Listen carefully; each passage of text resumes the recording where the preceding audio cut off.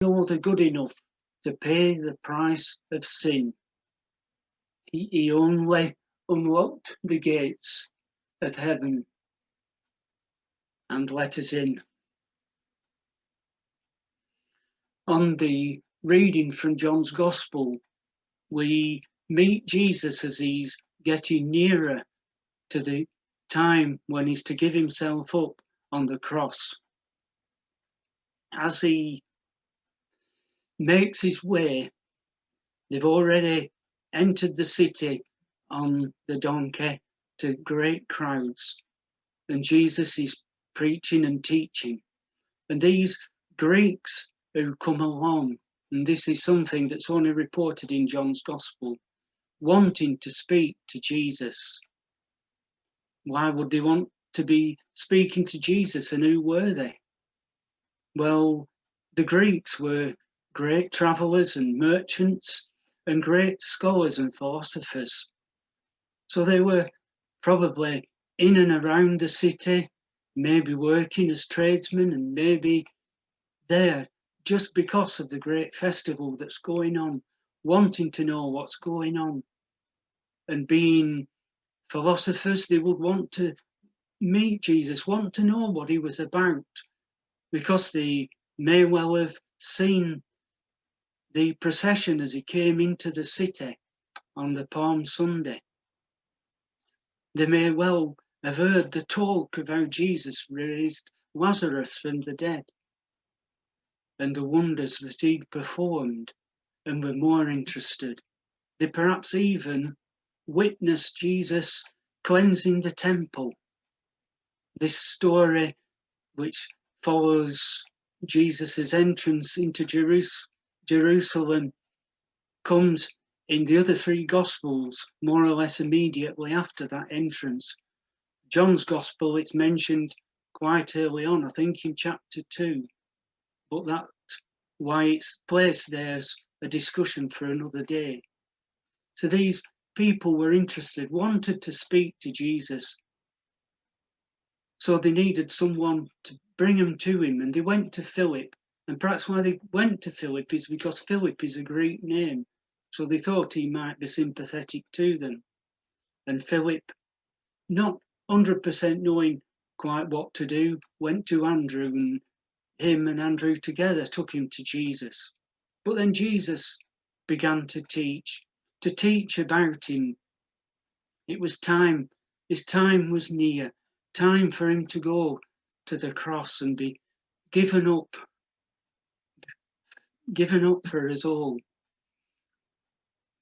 And this was not going to be an easy time for Jesus. And as Jesus explained it as in a kernel of wheat having to die to then produce more.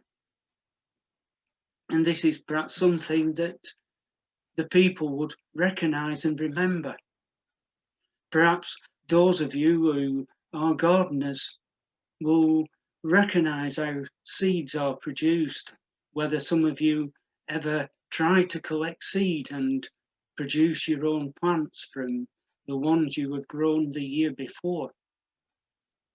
It is in general practice when you have flowers in your garden, you do it with your roses, you can do it with sweet peas, with pansies, with marigolds, many plants. The practice is you deadhead them, you take the flowers as they start to die away, you take them off so the plants produce more flowers. And this keeps the flowering time going longer, because what the flowers want to do is set seed. The plants want to set seed and produce more. So we prevent them by asking for more flowers off them. And that is good for us because we want to see these glorious plants. But my father told me many years ago, and pansies were a particularly good thing to do, good plant to do this with, was as you're getting near to the end of the season, you let some of the flowers, rather than picking the dead heads off, you let the flowers die away. And as they die away, the seed pod then forms. And when it has a good seed pod, you can then pluck the stalk off the plant, and you can put a few of these. And he said, put them in a paper bag and tuck them away in your drawer. You know, you can put them in that drawer in the kitchen that we all have that has all sorts of bits and bobs in, and forget about them for the winter. And over the winter they dry up. And he says, then when spring comes, give the bag a shake, and the seed pods that have all dried up, the seed comes out. And the many seeds that have come from one plant will produce many more plants. And the pansies are good to do because they germinate particularly easy. And we get these more plants. And this is what Jesus was saying, that him on his own wouldn't produce everything, but he had to die for him to be seen for who he was. What many of the people were expecting to see was this great Messiah who would chase out the Romans. But what Jesus was there was to change people's hearts and minds, to bring them to love and care. And Jesus had to die in this cruel way to bring about freedom for us, freedom from sin, as Jesus was taken up on the cross a few days later. And as Jesus teaches, he tells people this, he tells people it won't be an easy road for anybody. He himself was very sorrowful and faced a little bit, again, as I think Keith mentioned last week, this temptation that came to Jesus, wanting to get out of what he'd been sent to do. But then he managed to pull himself together and say, no, it is for this reason I came, and asked his Father to glorify him and glorify his name. And God spoke out of the clouds. Some people thinking it was thunder, but yet some people recognized it was God speaking to him. Although Jesus said this wasn't for him, but it was for the people who witnessed it, to know that he was the Son of God. And he went on to say that he would bring all men to him as he was lifted up high. John commenting to the end, saying this was to show how Jesus would die, being lifted up on the cross. And by Jesus being lifted up on the cross, the people who put him on the cross thought that would be an end of it. No longer would this man be a nuisance to them in what he was preaching.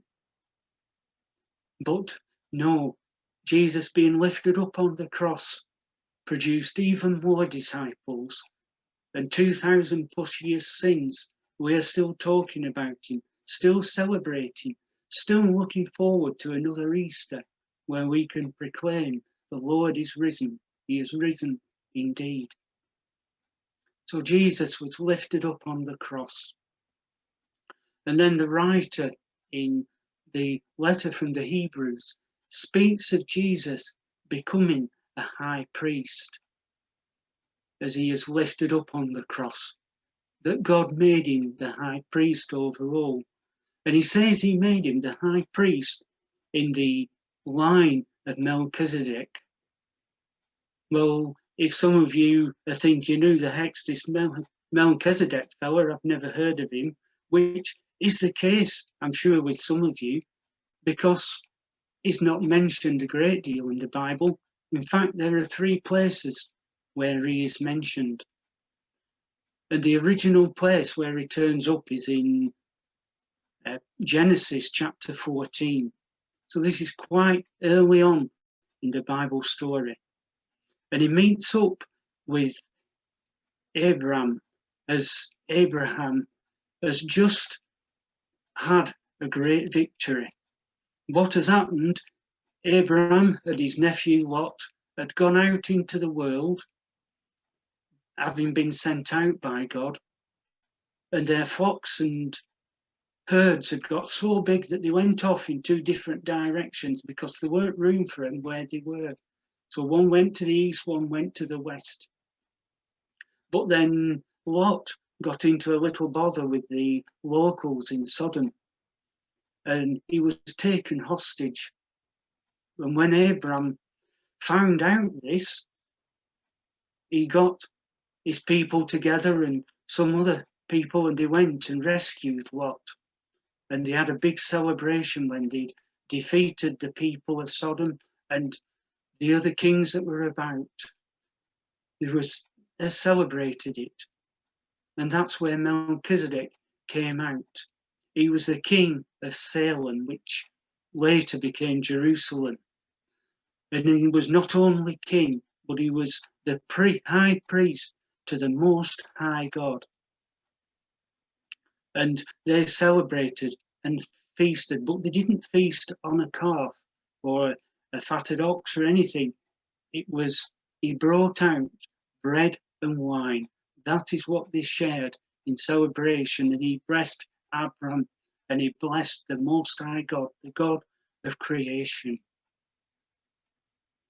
So he was the original high priest to God.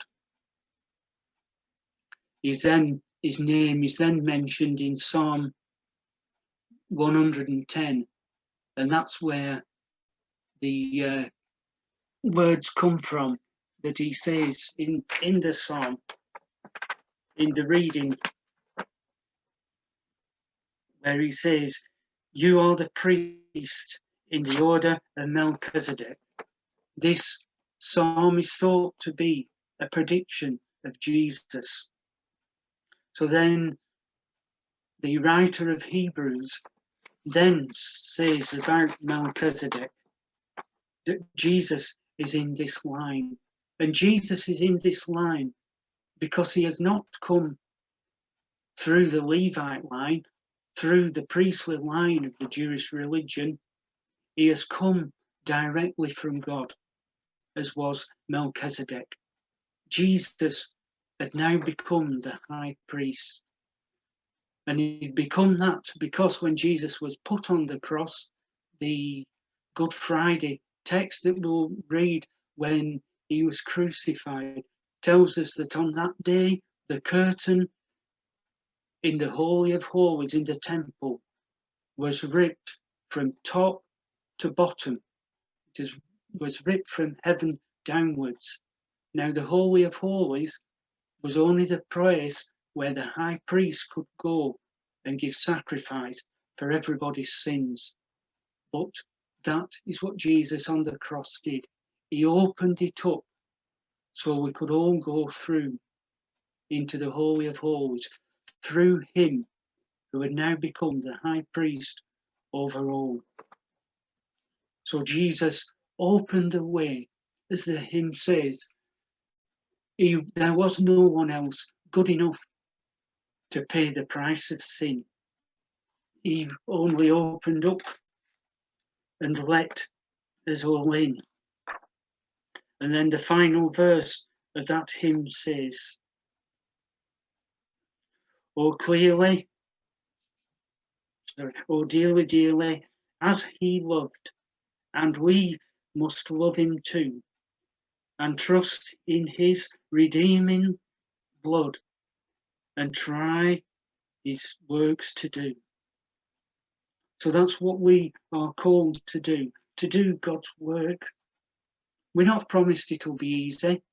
It wasn't easy for Jesus, so why should it be easy for us?